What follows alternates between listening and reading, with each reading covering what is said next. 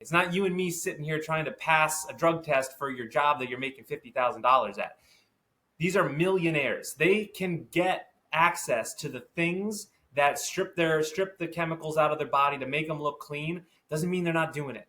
There's always someone a step ahead of the guy checking for the thing that you're which brings me to the performance enhancing drugs, Andrew. Right. Which brings me to the performance enhancing drugs. So if they're smoking dope, right? They're smoking dope to get up, but there's no way, shape, or form that they're not using performance enhancing drugs. And oh, by the way, they're masking it. And it seems to me whoever's testing these professional athletes and these college athletes, it's like a comedy club. They aren't. Look, they're not interested in finding them. They don't want to find them or shut them down or do anything because it brings negative publicity to their organization, and that might lower the value of their professional franchise because they got a bunch of drug addicts playing professional sports, all of them. Yeah. On their. It's all about branding. It's all about branding. It's like, oh, we're the league that we're so progressive. Like we allow our players to like smoke weed and like we're like on the cutting edge. Like this is awesome. Branding.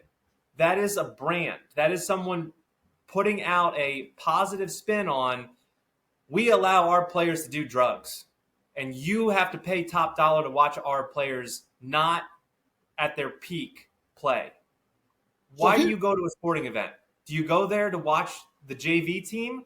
No, you don't pay to watch JV sports. You pay to watch the best players play at the highest level, right? So if you're not getting that, and I think it's Michael Jordan. It's like his famous quote, right? He goes, he was always famous for going out there, playing every single night, not taking rest unless he was hurt, but not taking rest just because he was going to take rest. And he said, I went out and I did that every single night because there was always some guy who saved up his money, took his whole family there. That was the Christmas present. That was the birthday present. That night, it was their chance to see Michael Jordan play. And he's like, I'm not going to take that opportunity away from those kids because you don't know what them seeing me play at that high level, you don't know what that will inspire. And that is what is lost in all of this. There's no one who are sitting there and thinking. I wish you'd use a better example of Michael Jordan. Use Dan Marino. He's a real man, married, 8 children, but he's the wrong guy to use as an example. But what I would say to you on that, right? So it seems as though dopamine from my daughter. She's working in, like I said, to be a neuro-ophthalmologist. It seems as though that's the common thread here, that all of these guys that are smoking dope and gambling, right, are all looking for this some sort of a high in their brains to get them to feel good, to perform good, to genuine excitement. Some sort of high of sort. But the proof is in the pudding. Here's an athlete who played in the NBA, and it was great that he testified that he is playing better off of marijuana, off of dope, off of the dope that he was taking, and he actually has a great relationship with his wife and his children now, and he's a great father. So what I would say to you, I don't know the man, but I would tell you, us men who don't smoke dope, we know how great it is to have a great relationship with your wife and your children. And that's why I'm a totally against the use of any drugs in athletics for all of the reasons we're talking about. But going into obesity.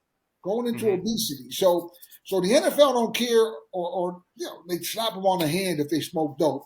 But trust me, they're using performance enhancing drugs and speed and you name it, they're using it. You understand? They can even use dope now to speed, which is absurd. You understand? But here's the kicker. Now on a football field, I was a lineman. I came in as a linebacker. I played linebacker. I ended up being a lineman.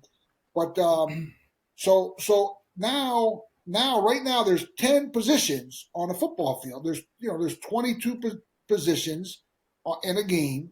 10 of them are linemen. And if you look at the linemen, they're all obese. They're all obese.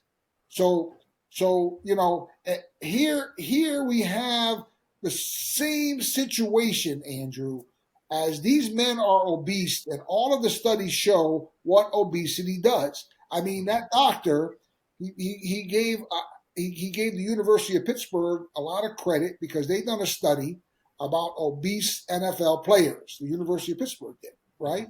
So, and the University of Pittsburgh, by the way, great university for inventions and in the medical and man, just awesome stuff that they came out with this study, and it was an awesome study that obesity actually makes your brain 8 years older. If you're obese, your brain is 8 years older. That is Right? if you're overweight. If you're obese, so I have the stat right here. So if you're overweight, you have 4% less brain volume, which equates to your brain being 8 years older. If you are obese, you have 8% less brain volume and 16 years the senior of your brain. That's not a small number. And then go to the heart disease. Mm-hmm. The heart disease, for God's sake. The heart disease, the diabetes, right? Mm-hmm. It's absurd. Look, my boy, one of my roommates, was Tony Siragusa, legendary NFL player. Man, they had the best defense ever with Ray Lewis and those cats down with the Baltimore Ravens. He used to come here and fish and hang out at my farm. And I love the guy. He's my boy. He was my roommate at the University of Pittsburgh.